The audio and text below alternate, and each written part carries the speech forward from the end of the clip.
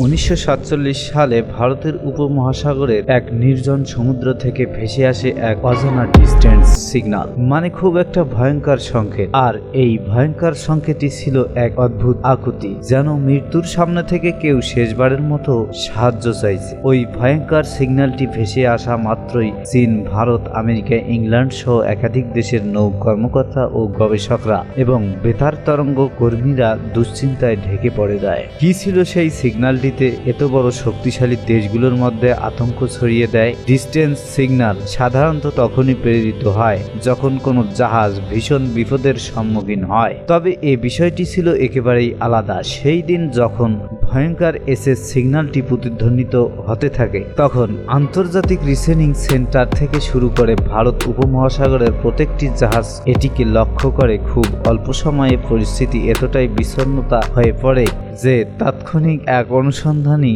দল ওই অদ্ভুত ডিস্টেন্স সিগন্যাল এর রহস্য খুঁজতে বাহির হয়। কিন্তু তারা খোঁজাখুঁজির এক পর্যায়ে ঘটনাস্থলটি খুঁজে পায় এবং তারা সেখানে যা দেখে সেটা কোনো সাধারণ দৃশ্য ছিল না। সেটি ছিল ভীষণ অদ্ভুত ও ভয়ানক এক ঘটনা। চারিপাশে নিস্তব্ধ সমুদ্র, মাঝখানে এক বিশাল পরিত্যক্ত জাহাজ, যার অন্ধকারে ঢেকে থাকা ডেক, চারিপাশে অজানা এক আতঙ্কের অনুভূতি। সেখানে কি হয়েছিল সেদিন এই নির্জন জাহাজটির সাথে? কিবা দেখেছিল সেই অনুসন্ধানকারী, সেই জাহাজের কর্মকর্তা? চলুন সেই রহস্যময় সিগন্যালটি কি এবং কার সাথে জড়িত জম্বি শিপের আসল রহস্য আজকে দেখতে ও জানতে চলেছেন এই ভিডিওটিতে। সময়টি ছিল 1947 সাল। ভারত উপমহাসাগরে ভেসে থাকা একের পর এক জাহাজ, আমেরিকান ও ব্রিটিশ জাহাজ, এমনকি আন্তর্জাতিক রিসেনিং সেন্টার হঠাৎ একটি অজানা ও অদ্ভুত সিগন্যাল শনাক্ত করে। আর এই সিগন্যালটি ছিল মোসকোডে, যাহা শুনে সবাই আতঙ্কিত হয়ে ওঠে। আর এই বার্তাটিকে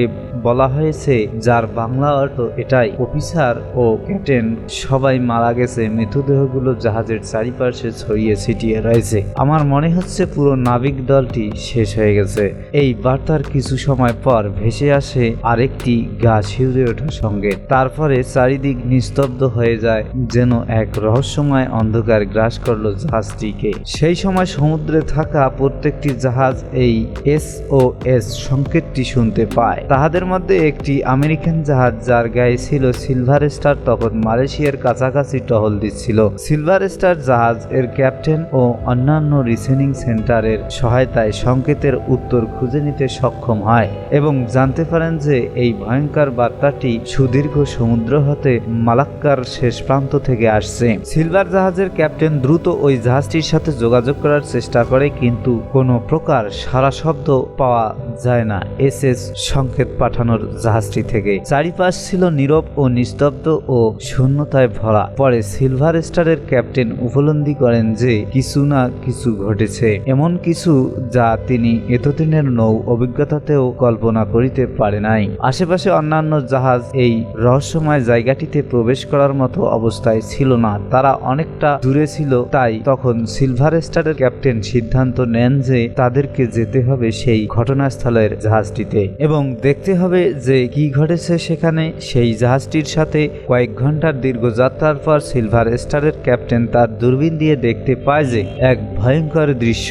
দূর সমুদ্রে একটি বিশাল জাহাজ থমকে দাঁড়িয়ে আছে। জাহাজটির নাম SS ওরাং মিদান। প্রথম দেখাতেই যেন মনে হয় জাহাজটি যেন মৃত অবস্থায় পড়ে আছে। কোনো প্রাণের চিহ্ন নাই এখানে, কোনো গতি নেই জাহাজটিতে, কেবল ঢেউয়ের সাথে দুলছে জাহাজটি। এটি মোটেও ভালো লক্ষণ ছিল না। কয়েক ঘন্টা আগে এখান থেকে SOS সংকেত পাঠানো হয়েছিল, অথচ সেই সংকেতের পরেও জাহাজটি নিস্তব্ধ অবস্থায় পড়ে আছে। সিলভার স্টার জাহাজটি যত এগুতে থাকে তত দৃশ্যটি ভয়ঙ্কর হয়ে ওঠে, কারণ জাহাজটি ছিল সম্পূর্ণ নীরব ও নিস্তব্ধ। জাহাজের ডেকে ছিল না কেউ এবং জাহাজের হুইলেও ছিল না কেউ। সাধারণত কোনো জাহাজ থেকে ডিস্টেন্স সিগন্যাল পাঠানো হয়, তবে তার ক্যাপ্টেন ও নাবিকরা ডেকে এসে সাহায্যের জন্য চিৎকার করে, কিন্তু SS ওরাং মিদান এর ক্ষেত্রে ঘটনা ছিল ঠিক উল্টো। শুধু শূন্যতা এবং অসহ্য নীরবতা। এরই মধ্যে সূর্য ডুবে যেতে থাকে, চারিপাশে নেমে আসে ঘোর কালো গভীর অন্ধকার। সিলভার জাহাজটির ক্যাপ্টেন সিদ্ধান্ত নেয় যে তাদের নিজেদের সতর্কতার সহিত SS ওরাং মিদান জাহাজটিতে ওঠা উচিত, কিন্তু ওই জাহাজটি থেকে কোনো প্রকার আলো দেখা যাচ্ছিল না। এ যেন এক অভিশপ্ত জাহাজ এবং অপেক্ষায় আছে এক এক মর্মান্তিক সত্য উন্মোচনের সিলভার স্টারের মেম্বাররা ভাবতে শুরু করে যে ওই জাহাজে কি আদৌ কেউ আছে। যদি কেউ না থাকে তাহলে সেই ভয়ঙ্কর SOS সিগন্যালটি কে পাঠিয়েছিল। তাদের মনে হতে থাকে এর পিছনে কোনো অশারীরিক শক্তি কাজ করছে না তো। সিলভার স্টার যখন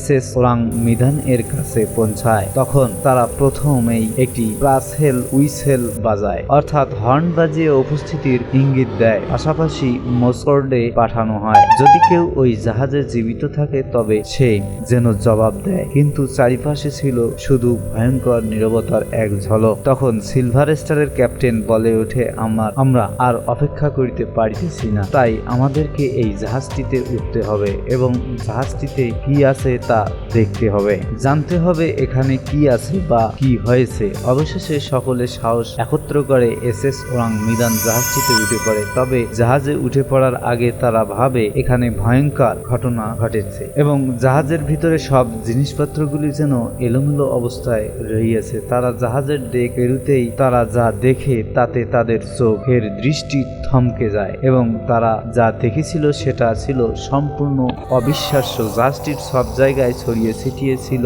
নিথর মৃতদেহ। জাহাজের প্রতিটি কোণ জুড়ে ছিল শুধু নিথর মৃতদেহ আর ভয়াবহ আতঙ্কে জাহাজটি নীরবতায় আছে এবং তাদের সকলের হাত উপরের দিকে কিছুটা ভঙ্গিতে আছে, যেন আকাশ থেকে তাদের দিকে কিছু আক্রমণ করেছে এবং তারা হাত দিয়ে সেটা থেকে বাঁচার চেষ্টা করেছে।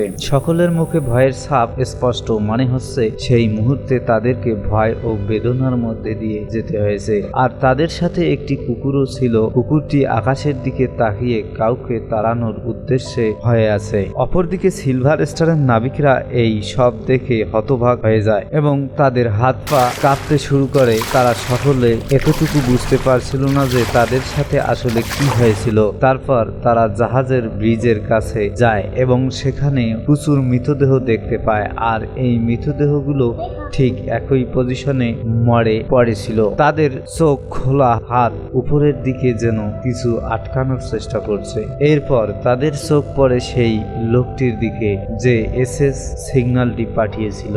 এই মানুষটির অবস্থা অন্য সকলের তুলনায় ভিন্ন ছিল। সেই টেলিগ্রাফ মেশিনে হেলান দিয়ে বসেছিল এবং তার আঙ্গুল তখনও টেলিগ্রাফ মেশিনের উপরে ছিল যেখান থেকে সে SS পাঠিয়েছিল। এসব দৃশ্য দেখার পর সিলভার স্টারের ক্রু মেম্বাররা ইঞ্জিন চেম্বারে ভিতরে যায়। সাধারণত সেখানকার তাপমাত্রা থাকে গরম, কিন্তু ব্যাপারটা মোটেও সেরকম ছিল না। ভিতরটা ভীষণ ঠান্ডা ছিল, মনে হয়েছিল রেফ্রিজারেটর সেখানে চালু হয়ে আছে। তারপর সেখানে অনেকগুলো মৃতদেহ দেখতে পান, তারা ঠিক ওই একইভাবে রয়েছে যেভাবে উপরের বাকি ক্রু মেম্বাররা শেষ নিঃশ্বাস ত্যাগ করেছিল। তবে ইঞ্জিন রুম থেকে কোনো আকাশ দেখতে পাওয়ার কথা নয়, তাহলে তারা কেন অদৃশ্য শক্তির হাত থেকে বাঁচতে চাইছিল?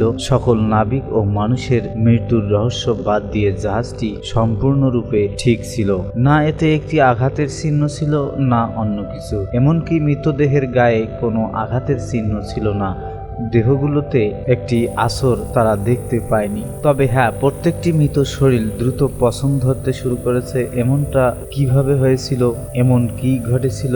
কারণ জাহাজটিতে থাকা একজন ক্রু মেম্বার কয়েক ঘন্টা আগে একটি সিগন্যাল পাঠিয়েছিলেন। এরপর সিলভার স্টারের ক্রু মেম্বাররা সকল চিন্তা মাথায় রেখে সিদ্ধান্ত নেন যে তারা ওই দেহগুলোকে স্পর্শ করবে না, কারণ এই দেহগুলোকে ছুলে কোনো রোগ ছড়িয়ে পড়তে পারে এবং সম্পূর্ণ SS ওরাং জাহাজটিকে টো করে তারা দেশে নিয়ে যাবে। এরপর তিনি তার জাহাজের সাথে SS ওরাং মিদান জাহাজের টো লাইন বেঁধে দেন এবং জাহাজটিকে এগিয়ে নিয়ে যাওয়ার চেষ্টা করেন। কিন্তু তখনই মনে হয় যে SS ওরাং মিদান জাহাজটি খুব বড় এবং ভারী জাহাজ, কিন্তু তারপরেও সব চিন্তা বাদ দিয়ে সিলভার জাহাজের ক্যাপ্টেন তার জাহাজ দিয়ে সম্পূর্ণ শক্তি দিয়ে জাহাজটিকে টানার চেষ্টা করে এবং SS ওরাং মিদান জাহাজটি তার অবস্থান থেকে কিছুটা এগিয়ে যাওয়ার পর অটোমেটিকভাবে তার ভিতর থেকে ধোঁয়া বাইর হতে শুরু করে, যা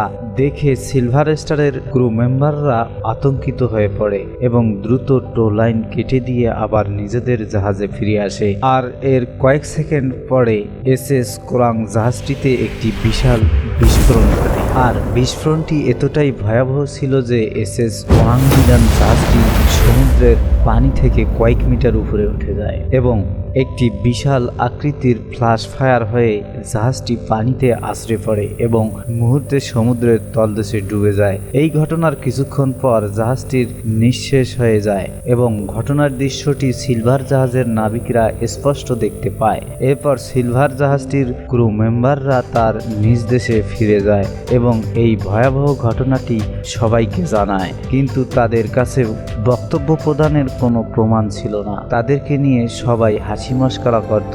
তারা বলে যে এটা যদি সত্যি হয়ে থাকে তাহলে তাদের রেকর্ডে এসএস ওরাংমিদান নামে কোনো রেকর্ড নাই কেন, কিন্তু ছিল কিছু লোক বিশ্বাস করত এসএস ওরাংমিদান এমন একটি জাহাজ যে জাহাজ নাইট্রোগ্লিসারিন এবং পটাশিয়াম গ্লিসারিনের মতো অবৈধ উপাদান বহন করত, যার কারণে এই জাহাজ রেজিস্টারে রেকর্ড করা নাই। এই কারণে সবাই মনে করেন এই অবৈধ উপাদানগুলি কোনো না কোনোভাবে ওই জাহাজে থাকা নাবিক সহ সকল ক্রু মেম্বাররা মারা যায়। অবশেষে থেকে যায় এই জাহাজের কথা ইতিহাসের পাতায়।